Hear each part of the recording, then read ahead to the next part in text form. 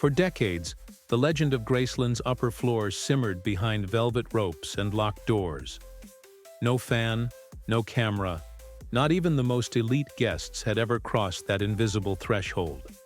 But now, a voice from within the Presley legacy has finally shattered the silence. Riley Keough, the granddaughter of Elvis Presley, is pulling back the curtain on one of pop culture's most enduring mysteries. And what she's revealing is more than just architectural secrets. It's an emotional, raw unveiling of a man the world thought they knew. When Riley began speaking, no one expected what came next.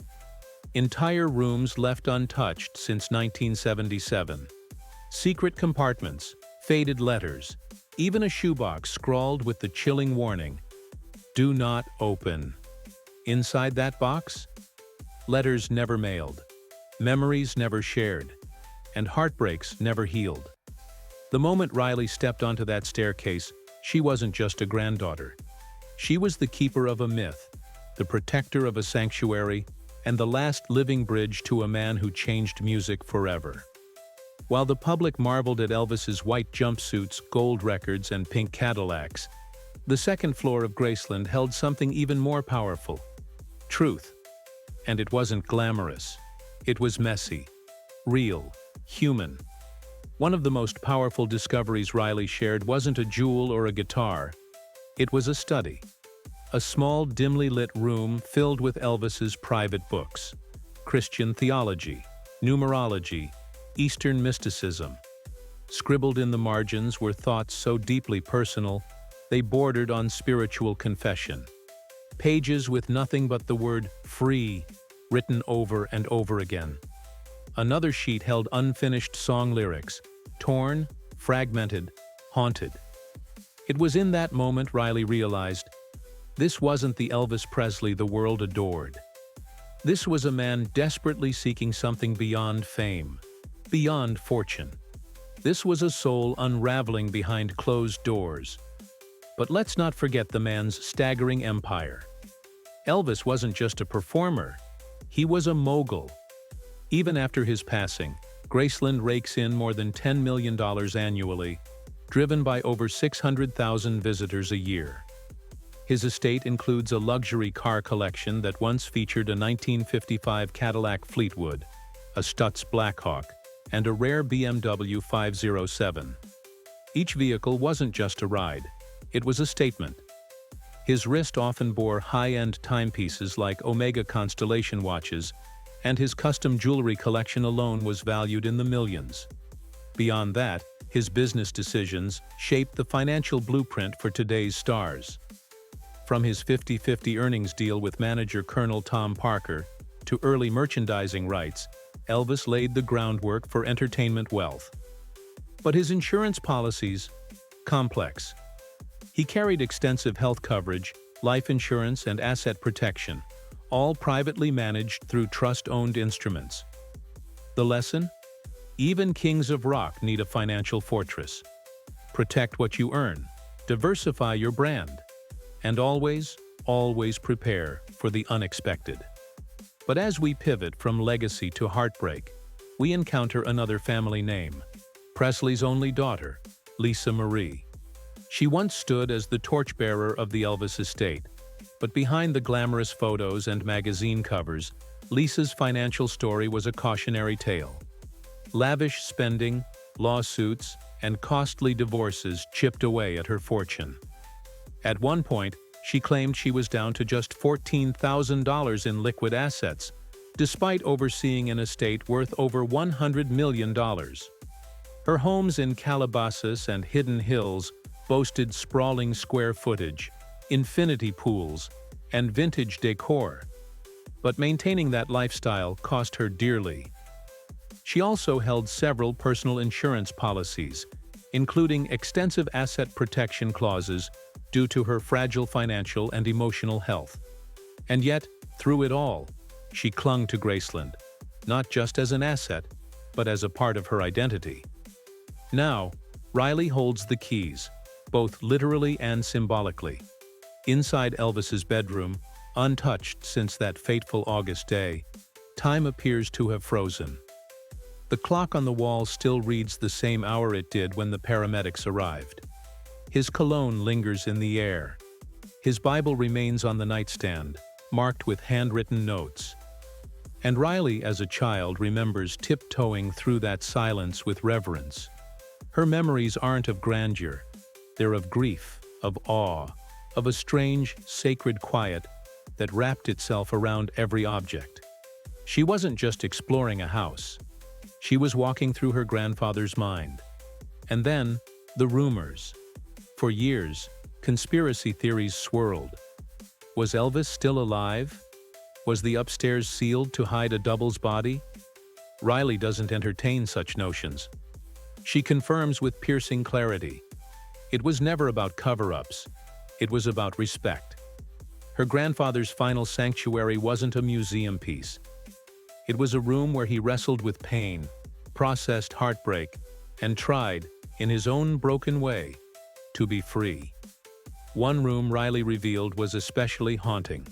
A small, windowless nook lined with floor 2, ceiling records and reel-to-reel tapes. Many of them were private recordings, songs Elvis never released, thoughts he never polished into performance. Some of these tracks, Riley hints, might one day be shared with the world. But for now, they remain sacred. Raw, unfinished echoes of a voice the world thought had been silenced. In today's world of social media overshare and instant exposure, the idea that someone like Elvis held on to so much in secret is almost unthinkable. And that's precisely why Riley's revelations are so powerful. She's not just telling us what's inside a locked hallway. She's reminding us of what fame costs, how the spotlight can cast deep shadows, how the biggest stars can still feel invisible in their own homes. Riley's decision to speak now is more than a personal moment. It's a cultural shift. She's turning myth into memory. She's transforming one of the most iconic homes in America into a living diary. And most importantly, she's inviting us to look past the gold records and rhinestones and see the man, the grandfather, the broken legend behind it all. Yet as powerful as the Presley name still is, Riley's journey isn't just about preservation. It's about protection and survival. Because for every quiet room in Graceland, there's a courtroom looming outside its gates. Legal threats, probate battles, inheritance disputes. Riley has had to navigate all of it while grappling with the devastating loss of her mother, Lisa Marie, and assuming control of a fortune that's both glittering and haunted. One hook grips the audience like a whispered truth. What happens when the person meant to carry the torch doesn't want the spotlight, but gets burned by it anyway? While Riley's personal net worth was modest before Lisa Marie's passing, estimated at around $5 million, her fortune took a dramatic leap when she became the sole trustee of the Presley estate. Today, her net worth is projected to have surged to nearly $90 million, thanks to control over music royalties, memorabilia licensing, and Graceland tourism profits. But it's not all liquid wealth. Much of it is tied up in fixed assets, like real estate and trusts. Powerful, but restrictive. She reportedly drives a discreet Range Rover SUV, nothing flashy, echoing her low-key lifestyle. But she's also been spotted wearing vintage Cartier watches, a subtle nod to the legacy she now upholds. A symbol of old royalty in modern Hollywood. And then there's the matter of the so-called forgotten heirs. One man in particular, a singer from Nashville, made headlines last year after claiming he was Elvis's secret son. He brought DNA reports, photographs of himself performing with uncanny physical resemblance, and even alleged handwritten letters. His claim was swiftly denied by the Presley legal team, but not before his story gained viral traction online. A hook here forces the audience to question, in a legacy this massive, how do you separate the protectors from the opportunists? Riley refuses to answer directly, but her actions speak volumes. She's turned down television interviews. She's avoided sensationalism. She's kept Graceland's second floor off limits, even in documentaries. That choice has fueled fan speculation, but it's also reinforced the power of the unknown. That's the paradox she lives inside, guarding secrets in a world addicted to exposure. Even her public appearances are carefully curated.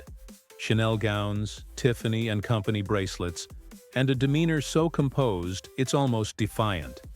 But it's not just Presley drama that's shaking Hollywood's heart right now.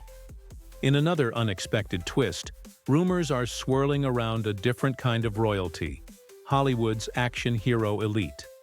A close friend of Sylvester Stallone has revealed that the star recently made a private confession about his health that stunned even those closest to him. Stallone, known for his tough guy image in Rocky and Rambo, reportedly shared that he's been battling chronic pain from decades of stunts and injuries. While not publicly confirmed, insiders say he's undergone multiple undisclosed procedures in the past year, including one emergency spinal treatment. Financially, Stallone remains one of Hollywood's wealthiest icons, with an estimated net worth of $450 million. His real estate empire spans from Beverly Hills to Palm Beach. His Beverly Park mansion alone, which he recently sold to Adele for $58 million, featured 8 bedrooms, a private screening room, and views that practically screamed cinematic royalty. He also owns a Gulfstream G550 private jet, valued at $50 million, and is often seen wearing a Panerai Luminor Marina watch, known for its rugged elegance. Yet despite the luxuries, Stallone has told friends he started downsizing, not because of money, but because he's rethinking legacy over lifestyle.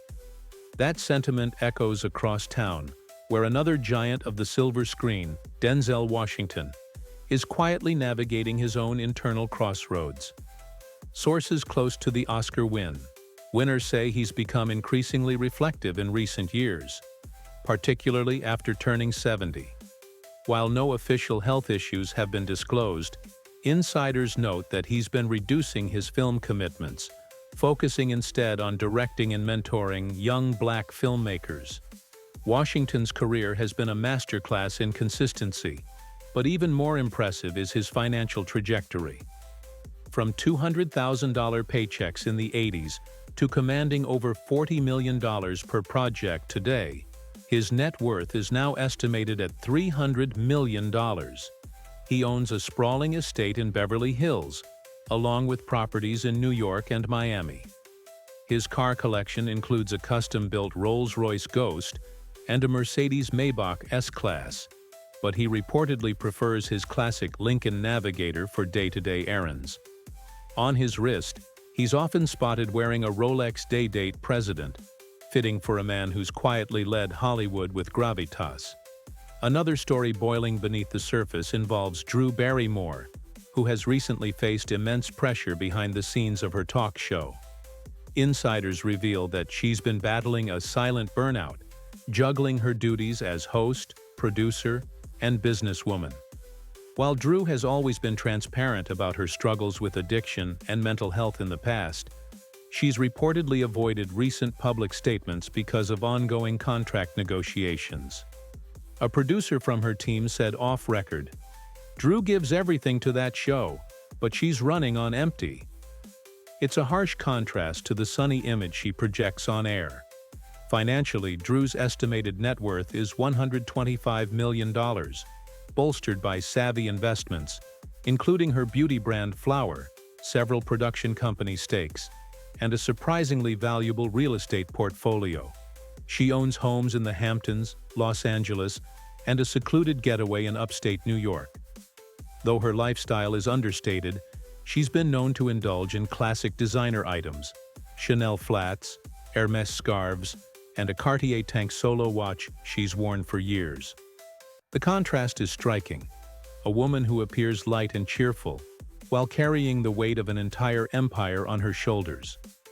In a world built on lights, cameras, and crafted personas, it's the shadows behind the fame that tell the most powerful stories.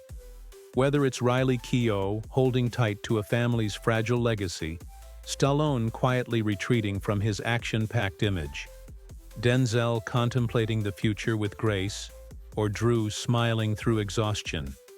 Each of them reminds us that beneath the sparkle lies something real, something heavy, something human. The Presley estate has always been cloaked in mystique, but the latest legal tangle pushed that mystery into high-stakes territory.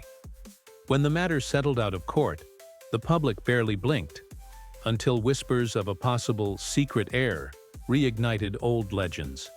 What was once dismissed as fan fantasy suddenly felt less like tabloid nonsense and more like a shadowy possibility. Dozens over the decades have come forward claiming to be Elvis Presley's child. Some were quickly discredited, but others brought lawsuits, even pushing for the king's body to be exhumed for DNA proof. One woman submitted a hair sample from a supposed Elvis lock she purchased at auction. Yet none of these cases have pierced the legal armor of the Presley estate, safeguarded by a trust so ironclad it rivals corporate boardrooms in its complexity. And here's where it turns fascinating. To truly break into this empire, to claim any share of the inheritance, a claimant must provide court-admissible DNA and prove an unbroken chain of custody. Fan items, mystery memorabilia, or auctioned trinkets just won't cut it. The estate remains fiercely guarded. Still, the question lingers. Did Elvis father a child in secret during those wild, untamed early days of fame, before Priscilla, during those marathon tours, or late-night recording sessions? The Presley family hasn't given credence to the rumors, but the silence itself breeds suspicion. Is it strategic? Is it protection? Or is it hiding something the world isn't ready for? Riley Keough stands at the eye of this storm. At just 34, she didn't just inherit Graceland, she inherited Elvis's myth. A myth worth over $500 million. Her role isn't ceremonial. It's managerial, visionary, and relentlessly personal.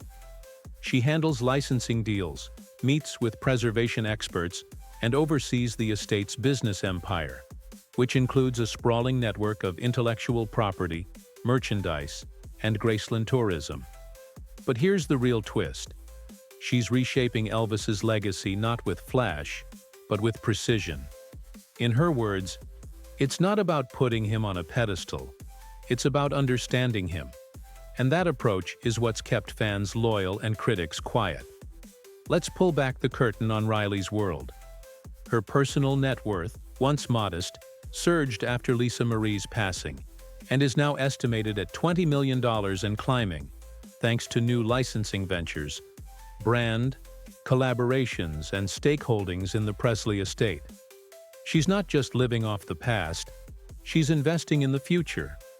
Her portfolio includes a partnership in a luxury lifestyle brand and plans to launch a documentary series about music legends through a major streaming service.